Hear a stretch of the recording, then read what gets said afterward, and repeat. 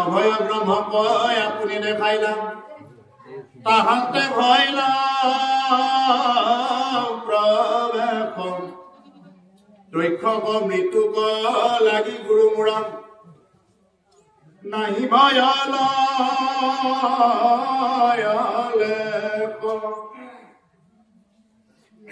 এৰা মাউৰ একো আন শুনিবাক লাগে প্ৰয়োজন নাহি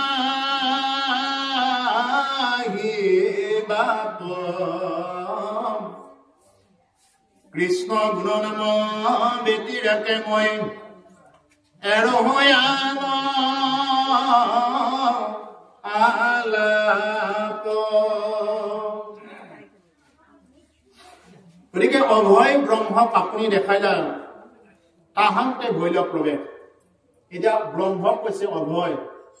আপোনাৰ মোৰ জীৱনত অভয় দান কৰিব পাৰে ব্ৰহ্মই সেইগৰাকী ব্ৰহ্মই আমাৰ জীৱনত অভয় দান কৰিব পাৰে সেইকাৰণে কৈছে তুমি বেটিৰে ক নাথ পাও যদি ওহিটো নাহিকে ভয় বুলি কৈছে যে তোমাৰ নিচিনা যদি এগৰাকী ভগৱন্তক পাও মোৰ জীৱনত আৰু কতো ভয় নাই যতে নচলো কিয় যতে নাযাও কিয় কতো আমাৰ কি নাই ভয় নাই তুমি বেটিৰে নাহি বন্ধু আন জিমুৰ চিন্তা কৰ অ তুমি হেন যদি নাথ পাও প্ৰভু পহিতো নাহিকে ভয় অহৰি প্ৰভু জগন্নাথ নিস্তাৰ কৰা দাৰুণ সংসাৰে গতিকে হে প্ৰভু ভগৱন্ত তোমাৰ নিচিনা যদি এগৰাকী পৰম বান্ধৱ যদি মোৰ জীৱনত এবাৰ প্ৰাপ্ত হয় আমাৰ জীৱনত আৰু কতো ভয় নাই কতো ভয় খাব নালাগে যদি আমাৰ জীৱনত পৰম বন্ধু ঈশ্বৰ কৃষ্ণক যদি আমি লাভ পাওঁ বা তেওঁৰ নিচিনা যদি এগৰাকী পৰম বান্ধৱক যদি আমি বন্ধু হিচাপত ল'ব পাৰোঁ আমি ল'ব লাগে তেওঁতো আমাক বন্ধু হিচাপত ল'বই কিন্তু আমি তেওঁক ল'ব লাগে এতিয়া বন্ধু হিচাপত ল'লে বন্ধুই যি ভাল পায় তাকে কৰিব লাগিব বন্ধুই যি বেয়া পায় তাক এৰিব লাগিব যদি বন্ধুজনে বেয়া পোৱা কামবিলাক যদি আমি কৰি থাকোঁ অনাচাৰী বেবিচাৰী নাখাবলগীয়াবিলাক খাই নকৰিবলগীয়াবিলাক কৰি তেনেকুৱাকে ঘূৰি ফুৰোঁ তীৰ্থ ভ্ৰমণ কৰিলে বা ক'ৰবাত গ'লে কাম দিব নেকি যদি আমি অখাদ্যবিলাক খাওঁ যদি মাছে মাংসই খাই ফুৰোঁ কৃষ্ণ নাম লৈছো বোলে পাপ কাম কৰিছো বোলে কৃষ্ণ নাম লৈছো নামত আশ্ৰয় কৰি যদি কোনোবাই পাপ কাম কৰে তেতিয়াতো আৰু ডুবিব যদি কোনোবাই নামক আশ্ৰয় কৰি নাই নাই প্ৰভু আছে নহয় আৰু নামত আশ্ৰয় কৰি যদি কোনোবাই বাৰ বাৰ পাপ কৰ্ম কৰিব যায় এবাৰ কৰিছে দুবাৰ কৰিছে বেলেগ কথা বাৰ বাৰ যদি কোনোবাই জানি শুনি নামক আশ্ৰয় কৰি যদি কোনোবাই তেনেকুৱাকে যদি বাৰ বাৰ কৰিব যায় সেইটো বৰ বেয়া কথা বোলে নাম লৈছো কৃষ্ণ বুলি কৈছো হ'ব দিয়ক নহয় কৃষ্ণ বুলি কৈছে প্ৰসংগ মাতিছে বাৰে বাৰে মাককে দেউতাকে মাৰি আছে হ'ব নেকি বাৰ বাৰ মাক দেউতাকক মাৰিছে বাৰ বাৰ তেওঁ ভাগৱত পাঠ পাতিছে প্ৰসংগ কৰিছে ক'ৰ পৰা ৰেহাই পাব কোনেও ৰেহাই দিব নোৱাৰে ভগৱানেও তেওঁক ৰেহাই নিদিয়ে গতিকে সেইকাৰণে এইবিলাক সমস্ত পাপৰ পৰা মুক্ত পোৱাৰ এটাই উপায় যে তুমি কি কৰা কৃষ্ণ বুলিব লাগিব ৰাম বুলিব লাগিব গতিকে অভয় ব্ৰহ্মক আপুনি দেখালে হে গুৰুদেৱ তাহান্তে ভৈলা প্ৰৱেশ তক্ষকৰ মৃত্যুক লাগি গুৰু মোৰ নাহি ভয় লয়লে হে গুৰুদেৱ তক্ষকৰ আৰু মৃত্যুক লৈ মোৰ আৰু অকণমানো ভয় নাই বুলি কৈছে যে তক্ষকে যে কামুৰিব ইয়াক লৈ আৰু মোৰ অকণমানো ভয় নাই ৰজা পৰীক্ষিতে এতিয়া ক'লে অৰ্থাৎ কেতিয়াও মৰিবৰ কাৰণে ভয় নাই এতিয়া মৰিবৰ কাৰণে ভয়টো আমাৰ গুচিবই লাগিব সৰ্বপ্ৰথম এইটো কথা মৰিবৰ কাৰণে যাৰ ভয় থাকে বোলে মৰিলে কি হ'ব কি নহ'ব মৰাৰ ভয়টো এৰিব লাগিব আৰু এইটো এৰিব পাৰে যিসকলে ভাগৱত কথা বা কৃষ্ণ কথা যিয়ে নেকি একান্তভাৱে শ্ৰৱণ কৰে তেওঁ মৰাৰ ভয়বিলাক এৰিব পাৰে তেওঁ এই যে ইয়াৰ আগত পৰীক্ষিতে কৈছে তৰিলো গুৰুদেৱ বুলি কৈছে মৰাৰ পৰা আৰু আমিও তেনেকুৱাকে তৰিলো বুলি ক'ব লাগিব তেতিয়াহে কি হ'ব এইটো কামত দিব আউল একো আনো শুনিবাক লাগি প্ৰয়োজন নাহি বাপ হে বাপ আৰু মোৰ একো শুনিবৰ কাৰণে প্ৰয়োজন নাই নহলে গুৰুদেৱে কৈছিল বোলে আৰু শুনাব লাগিব নেকি যদি আৰু শুনাব লাগে আৰু শুনাইটো ভাবিব যদি আৰু শুনাব লগা আছে কিবা যদি বুজি পোৱা নাই আৰু শুনাও পৰীক্ষিতে কৈছে বোলে হে গুৰুদেৱ যে আৰু একো শুনিবাক লাগি প্ৰয়োজন নাই বাপ আৰু একো শুনিবৰ কাৰণে প্ৰয়োজন নাই হে বাপ বুলি কৈছে আৰু একো শুনিবৰ কাৰণে প্ৰয়োজন যি শুনিছে তেওঁ এবাৰে শুনিছে আৰু আমি বাৰ বাৰ শুনিও আমাৰ জীৱনত ক্ৰিয়া নকৰে কৃষ্ণ গুণনাম ব্যতিৰেকে মই এৰহু আন আলাপ কৃষ্ণৰ গুণ নামৰ বাহিৰে এৰহু আন আলাপ বুলি কৈছে আন আলাপ বিলাক তেওঁ এৰিছে আৰু এতিয়া আৰু এইবিলাক আৰু আলাপ কৰি নাথাকো বিষয়ে কথা ঘৰ দুৱাৰৰ কথা টকা পইচা কথা এইবিলাক আলাপ আৰু নহয় আমাৰ আলাপ বিলাক গৈ গৈ কি হৈ যায় প্ৰলাপ হৈ যায় আৰু প্ৰলাপৰ পৰাই যুদ্ধ হৈ যায় খাম খেলি বিলাক হৈ যায় আমি ক'ব নজনাৰ কাৰণত আমাৰ আলাপে যায় প্ৰলাপলৈ ৰূপান্তৰিত হয় এটা মহাৰাজ পৰীক্ষিত সেইকাৰণে গুৰুদেৱক কৈছে হে গুৰুদেৱ মোক আৰু একো শুনাব নালাগে আৰু মই বেলেগ মই এইবিলাক আন আলাপ বিলাক মই বাদ দিছো তেওঁ কি দেখা পাইছে কেৱল ঈশ্বৰ কৃষ্ণৰ অভয় চৰণ দুখানি দেখা পাইছে আৰু আমি কি দেখা পাই থাকো বোলে চাহৰ লগত কোনে কি দিলে ৰাজহুৱা কাজ বিলাকত কোনে কেনেকে চব্জি বনালে কাৰ ঘৰৰ ভাগৱতৰ কোনখন চব্জি ভাল হ'ল কল কেইটাকে ভাগত আহিল কেইটো কল আগবঢ়ালে এইবিলাক ভাই আমি চাই থাকো নহয় এই বস্তুবিলাক কি এইবিলাক হল আমাৰ কি আমি কি চাব লাগে ঈশ্বৰ কৃষ্ণৰ চৰণ দুখানি চাব লাগে ইয়াত বহিলে কি বোলে হে প্ৰভু তোমাৰ অভয় চৰণ দুখানি আমাৰ হৃদয়ত যাতে ধাৰণ কৰিব পাৰে এই বস্তুটো চাব লাগে কিন্তু আমাৰ চোৱাটো বেলেগত পৰি যায় সেইকাৰণে আমি এই ভকতি দিশত গতি কৰিব নোৱাৰো প্ৰভুসকল এয়া হল ভজন মাৰ্গৰ কথা শৰণৰ পৰা ওপৰত এই ভজন মাৰ্গ অ কাম অভিলাষ বিষয় বাসনা চিতেতে জিলে কমুৰ অ কৃষ্ণৰ চৰণতে জন্তে ফেৰে মিলে মহাদুখ ঘোৰ হেন জানিম তুমি গৰুবা দিও অনুমতি দান মাধৱ বন্ধুৰ চৰণত চিত্ত দিয়া ত্যাগী প্ৰাণ কাম অভিলাষ বিষয় বাসনা চিতে তেজিল কম ভাগৱত কথা যিয়ে শুনে তেওঁৰ কাম অভিলাষ বিলাক তেওঁৰ নোহোৱা হৈ যাব বিষয় বাসনা কাম অভিলাষ যি নেকি কাম ভাৱ এই অভিলাষ বিলাক তেওঁৰ কিছু নোহোৱা হৈ বিষয় বাসনা চিতে তেজিলে কমৰ বিষয় বাসনা বিলাকো কি হৈ যাব তেওঁ তেজিব পাৰিব এটা ৰজা পৰীক্ষিতৰ কি ধন নাই আমাৰ এটা অকণমান কিবা ধন সম্পত্তি থাকিলে আমি মানে ভাগৱত শুনিব আহিব টানেই পাওঁ অকণমান যদি কিবা ধন সম্পত্তি হয় আমি ভাগৱত শুনিব আহিব টানেই পাওঁ তলত বহিব টানেই পাওঁ যদি অকণমান ধন সম্পত্তি হয় এহঁতৰ লগতনো কি বহিম আৰু এনেকে ভাব বহুতক তেনেকুৱা দেখা পাওঁ অকণমান যদি তেওঁ কিবা অকণমান ভাল চাকৰি এটা কৰে বহু গোটেইবিলাকে নহয় কিন্তু অধিকাংশক দেখা পাওঁ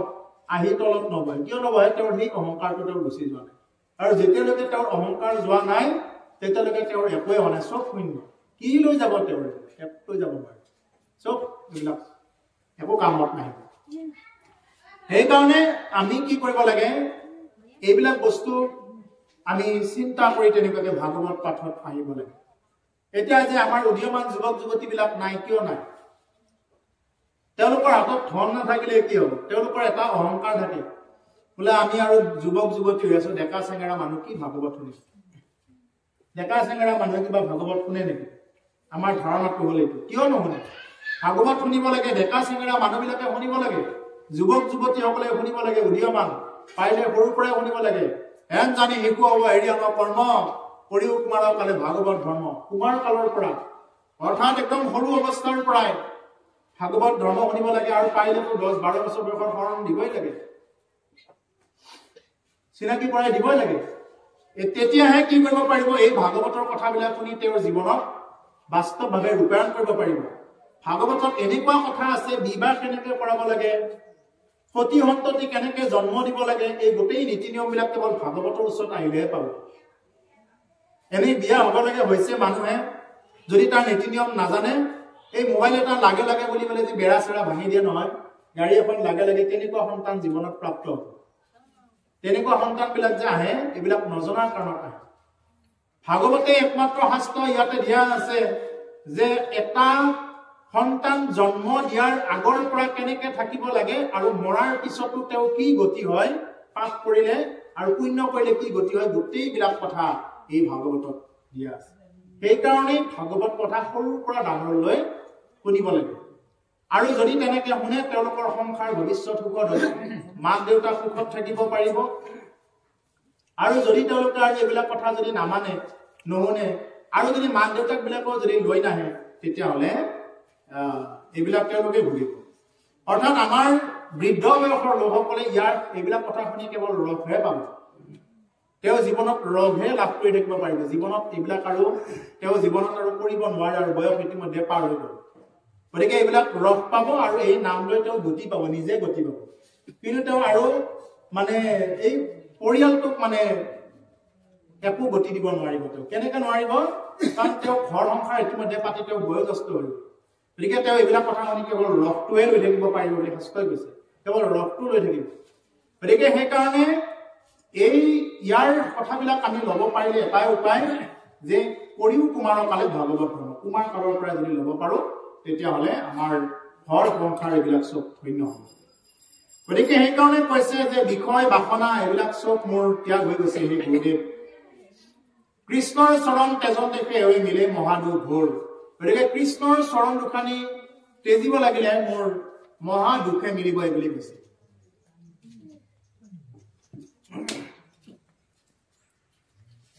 হেন জানি মোক তুমি গুৰু বাপ দিও অনুমতি দান, হেন জানি হে গুৰুদেৱ ভগৱান তুমি মোক অনুমতি দান কৰা বুলি কৈছে। তুমি মোক অনুমতি দান কৰা, মাধৱ বন্ধুৰ চৰণত চিত্ত দিয়া ত্যাগিব প্ৰাণ। হে গুৰুদেৱ, মই যাতে মাধৱ বন্ধুৰ চৰণ দুখানি হৃদয়ত স্থিতি কৰাই লৈ তেনেকুৱাকে মই যাতে প্ৰাণ ত্যাগ কৰিব পাৰো, আপুনি আৰু মোক শেষত এইখিনি আশীৰ্বাদ দিয়ক। এইবুলি গুৰুদেৱৰ ওচৰত মহাৰাজ পৰীক্ষিতে প্ৰাৰ্থনা কৰিছে। হে গুৰুদেৱ, মই যাতে মৃত্যুৰ সময়ত বান্ধৱ কৃষ্ণৰ যাতে চৰণ দুখানি মই হৃদয়ত ধাৰণ কৰিহে মই মৃত্যু হ'ব পাৰো, এইবুলি কৈছে। পৰম ভয়া কৃষ্ণৰ চৰণ দেখাইলা মোকয়া আপুনি,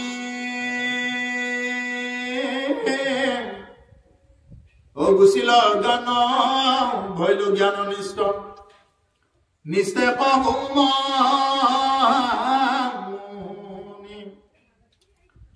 এই বুলি ৰাজা পুজিলা গৌৰৱে হুকৰ দুই চৰণ।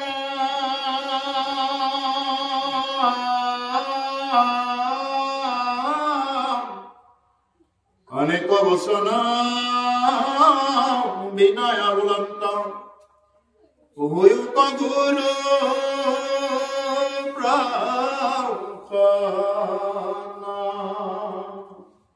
পৰম অভয় কৃষ্ণৰ চৰণ দেখাইলে মোক আপুনি।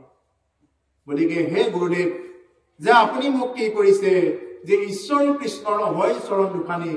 আপুনি মোক লাভ কৰা দিছে, দেখাই দিছে। এজন গুৰু, প্ৰকৃত গুৰুহে এইটো এজন শিষ্যক দেখুৱাই দিব পাৰে, প্ৰকৃত গুৰু হ'ব। সেইকাৰণে মই আৰম্ভণিতে কৈছো, ভাগৱত যেনেকে সেনেকে চালেই নহয়। যদি ভাগৱত যেনেকে সেনেকে চাই, যদি ভাগৱতৰ যিকোনো বস্তু খাই আহি পেলাই যদি ভাগৱত চাই, তেতিয়াহ'লে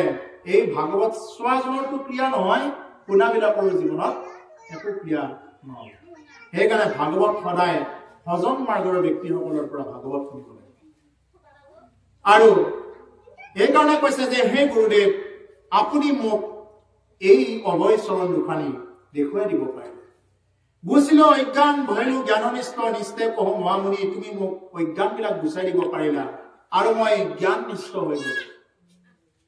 মই পৰম জ্ঞান লাভ কৰিলো। নিষ্ঠে কহো মহামুনি, হে গুৰুদেৱ মই এই কথাটো মই নিশ্চয় কৈ কৈছো এই বুলি ৰাজা পুজিলা গৌৰৱে হুকৰ দুই চৰণ এই বুলি ৰজা পৰীক্ষিতে হুকৰ চৰণ দুখানি কেৱল পুজিছে কেৱল সেৱা কৰিছে কেৱল ধৰিছে এতিয়া আমাৰ এজন যদি ভকত আহে কৃষ্ণ বুলি ক'বৰ কাৰণে হাত কেইখন উঠি নাহে আহিছে আহিছে আৰু য'তে বহে বহি থাকক আৰু আহিছে আহিছে তুমি যদি দেখাজনকে কৃষ্ণ বুলি নকোৱা দেখাজনকে যদি ৰাম বুলি নকোৱা নেদেখাজন তোমাৰ আগত হ'ল তুমি কি বুলি ক'বা গতিকে সেইকাৰণে যোনেই নহওক কোনোবা ভকত দেখা পোৱাৰ লগে লগে আমি সৰ্বপ্ৰথম চব বাদ দি কৃষ্ণ চব বাদ দি কেৱল কৃষ্ণ আৰু যোৱাৰ সময়তো কৃষ্ণ কৃষ্ণ বা কোনোবাই ৰাম বুলিও ক'ব পাৰে বা গোবিন্দ বুলিও ক'ব পাৰে যি ইচ্ছা মনতে এটা ঈশ্বৰৰ নাম ল'ব লাগে বহুত কথা আছে বাৰু এইবিলাক প্ৰথম স্কন্ধত কৈ থৈ গৈছে এই বুলি গুৰুদেৱৰ ওচৰত প্ৰাৰ্থনা কৰিছে এৰাম কৰো কাতৰ দিও এই বৰ মৰণ স্বামী অ বান্ধৱ কৃষ্ণৰ চৰণ অজেবে নপাহ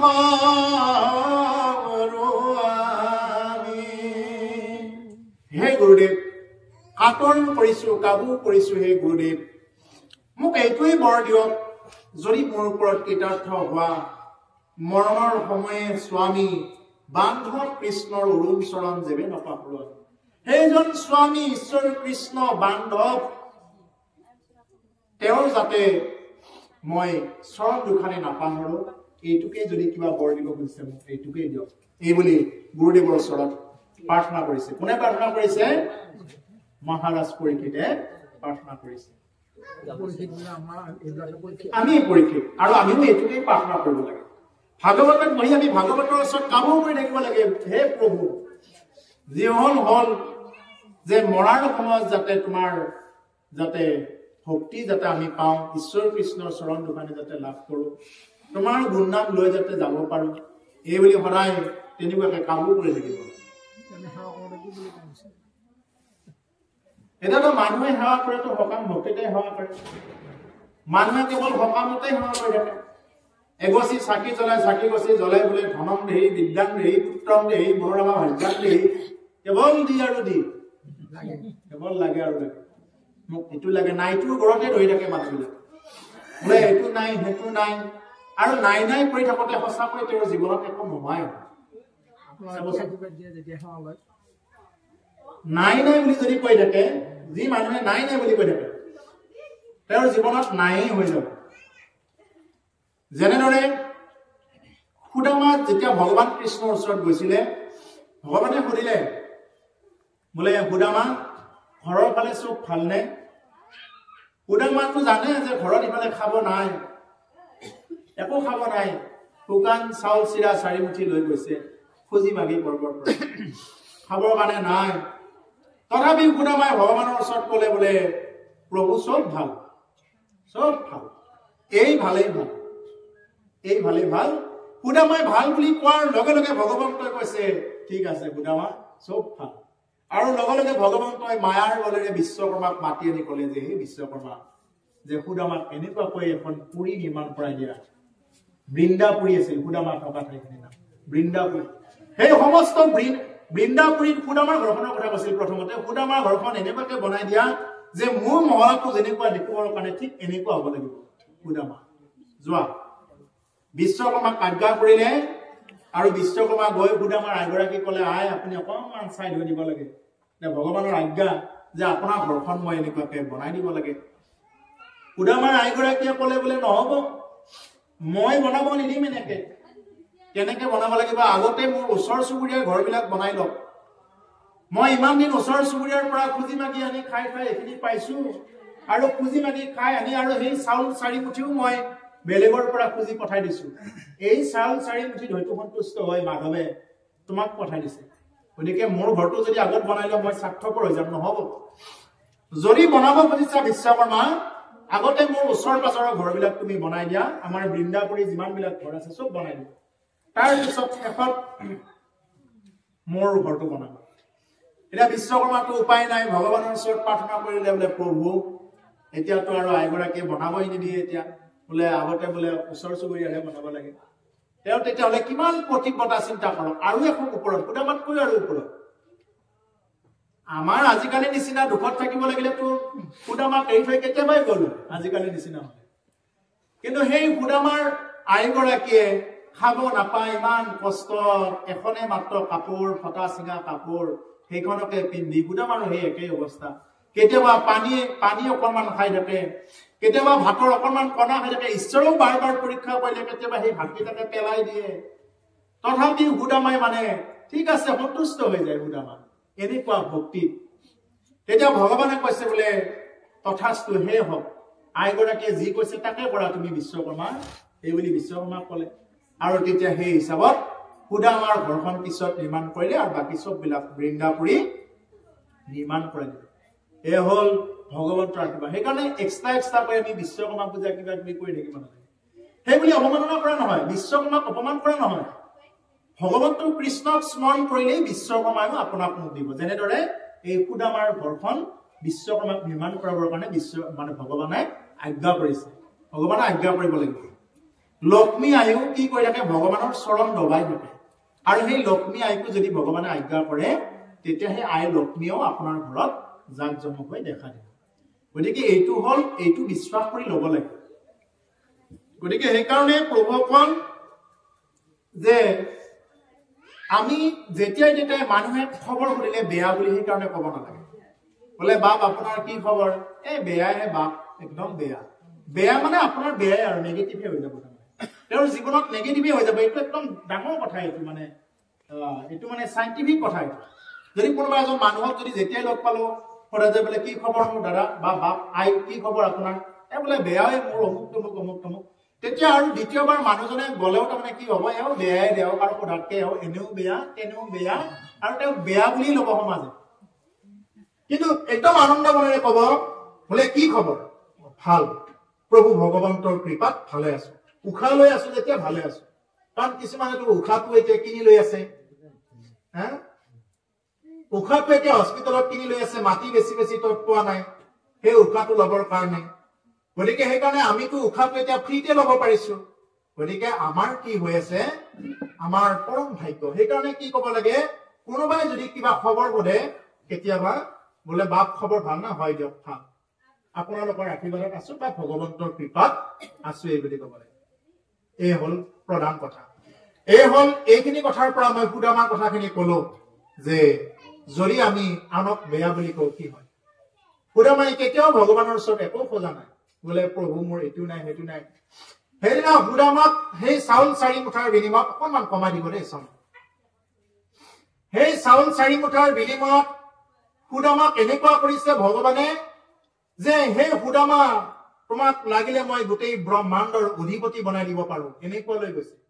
ইমান ভক্তিত তুষ্ট দামোদৰ এনেকুৱা ভক্তিত তুষ্ট যে কৈছে যে হে সুদামা তোমাক মই এই ব্ৰহ্মাৰ পদটো মই এতিয়াই দি দিব পাৰো ইচ্ছা কৰিলে যদি তুমি ইচ্ছা কৰা ব্ৰহ্মাৰ পদ দিব পাৰো আই লক্ষ্মীয়ে একদম আৰু দ্বিতীয় মুঠা চাউল খাব ওলাওতে বাধা দিছে বোলে নাই নোৱাৰিব প্ৰভু আৰু খাব নোৱাৰিব কিয় নোৱাৰিব যদি আপুনি আৰু এক মুঠা যদি চাউল খাই দিয়ে তেতিয়া হলেতো আৰু মই সুদামাৰ ঘৰত গৈ বন্দী হ'ব লাগিব গতিকে হে নাথ মইতো আপোনাৰ চৰণ সেৱা কৰিব খোজো আপোনাৰ চৰণৰ পৰা বঞ্চিত নকৰিব এনেদৰে কাকুতি কৰা মানে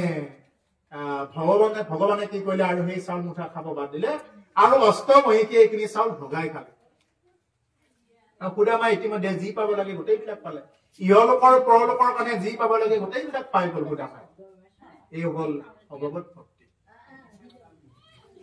গতিকে কৰহ কাতৰ দিও আহিবৰ হে প্ৰভু গুৰুদেৱ এইটোৱেই বৰ দিয়ক যাতে মই সেই স্বামীৰ চৰণ নাপাওঁ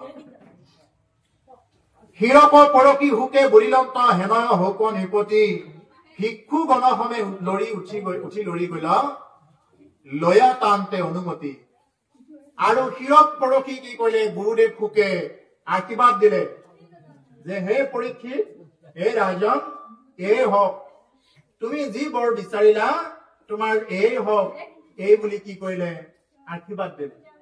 গুৰুদেৱে আশীৰ্বাদ দিলে মহাৰাজ পৰীক্ষিত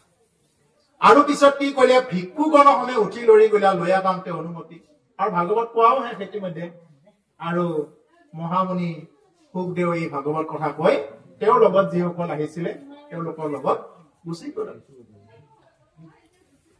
গুচি গলে আৰু সুখদেৱৰ এই আশীৰ্বাদ দিব ও পাছে পৰীক্ষিত গংগাৰ তীৰতম বকিলা পুখ দিছাই ও উত্তৰ মুখে মাধৱ কস্মৰি থিৰ কৰিল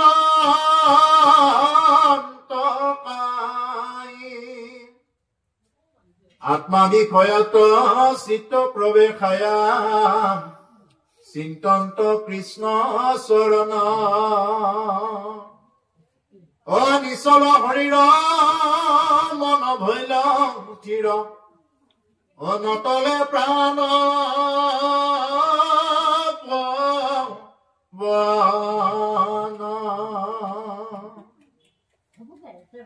যেতিয়া গুৰুদেৱ উঠি গল আশীৰ্বাদ দি তেতিয়া পৰীক্ষিত কি কৰিলে গংগাৰ তীৰত আকৌ পুনৰ উত্তৰ মুখে হৈ মাধৱক স্মৰণ কৰি তেওঁ ঠিক হৈ বহিল উত্তৰ মুখে আমি উত্তৰায়ণ হব লাগে এতিয়া আমাৰ মানুহবিলাকে এতিয়া কিছুমানে এনেকুৱা কৈছে দক্ষিণ ফালে থোৱা আৰম্ভ কৰিছে এনেকে কৈ আমাৰ ফালে এইটো কাম কৰি দিছে কেইজন মানে দক্ষিণৰ ফালে থোৱা আৰম্ভ কৰিছে আপোনালোকৰ ফালেতো উত্তৰ ফালে থৈ দিছে কিন্তু আমাৰ কিছুমান অঞ্চলত এতিয়া দেখা পাওঁ যে দক্ষিণ ফালে মানুহ থোৱা আৰম্ভ কৰিছে দক্ষিণ ফালে থলে কি হৈ যায় দক্ষিণায়ন কোনেও হব নিবিচাৰে উত্তৰায়ণ হব লাগে মানুহ মৰিলে উত্তৰায়ণ হব লাগে সেইকাৰণে জানি শুনি পৰীক্ষিতে উত্তৰ ফালে মুখ কৰা বুলি ক'লে আৰু আমাৰ কিছুমানে এতিয়া কি কৰি থাকে যে মানুহ মৰিলে দক্ষিণ ফালে মূৰ কৰি থৈ দিয়ে এইটো বেয়া কথা আৰু পাৰিলেতো উত্তৰ পূব কোণাৰে থলে বেছি ভাল হয় কাৰণ মানুহ যদিও তেওঁ যেনেকৈ ভীষ্ম পিতামহ ভীষ্মও তেওঁ উত্তৰায়ণ হবৰ কাৰণে ৰৈ আছিলে উত্তৰায়ণৰ দিনটো যেতিয়া আহি পালে তেতিয়াহে পিতামহ ভীষ্মই প্ৰাণ ত্যাগ কৰিছে গতিকে সেইকাৰণে উত্তৰায়ণ হব লাগে মানুহ মৰিলে দক্ষিণায়ন হব নালাগে ক'ত পাইছে কি কৰিছে আমাৰ কিছুমান পণ্ডিতেহে গম পাব ক'ত পাইছে কি কৰিছে কিন্তু আমাৰ বহুত ঠাইত এইটো পাইছো